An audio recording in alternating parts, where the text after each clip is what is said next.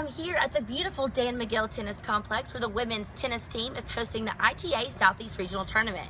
Now you won't see a Bulldog in action today. The qualifying round started this morning at 9. They bypassed that and will be in action tomorrow. There's going to be 80 players here competing from 15 different schools across Georgia and Florida. The championship round is on Monday for singles and doubles. You can follow the tournament on Twitter at UGA Women's Tennis and on Grady News Source.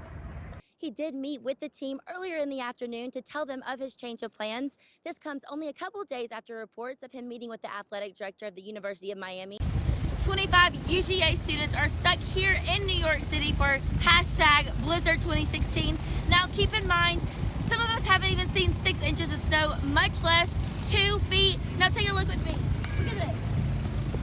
You can put your entire arm in. Coach Rick is there. She says that does not mean that he's definitely taking the position, but that he was in Miami. Now, that's all she told me. I've called up and down the Miami athletic department. No answer there, only voicemails. Also, with the UGA athletic department, no confirmation there, but he is going to still be honored his contract as of yesterday's press conference. But that is all I was told, is that he is in Miami today.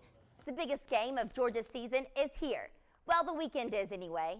The unranked Bulldogs left for Jacksonville today to take on the 11th ranked Gators on Saturday. This game brings even more hype for multiple reasons. Good evening, I'm Savannah Wilson, joined alongside Damian Reynolds for our November 20th last edition of Grady Sports Source. Tonight we're going to call a bit of an audible in Region 8 coverage and change things up just a little bit. Yeah, football is by far the leading sport in America for concussion injuries. Our Sports Source team will dissect the protocols for concussions, what it's like to play with one, and you'll hear from top researchers about how the game is evolving to better preserve our athletes' health. And later in the show, if the Gators win on Saturday, they secure the SEC East #1 spot and a trip to Atlanta for the SEC Championship for their first time since 2009. Sportsbooks say the Bulldogs are 3-point underdogs this year. This breaks a 23-game streak with Georgia coming in as the favorite. Let's look at the head-to-head comparison.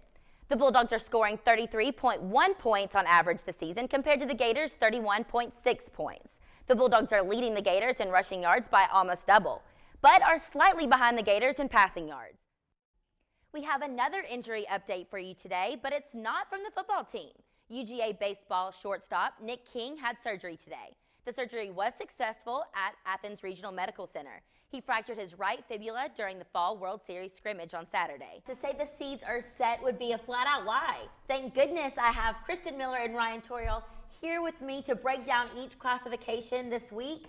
Guys, let's start with single A and what players, pundits, fans, and everyone is calling the biggest game of the season. It is always high stakes, but this year it is even bigger. Florida and Georgia. Thanks, guys.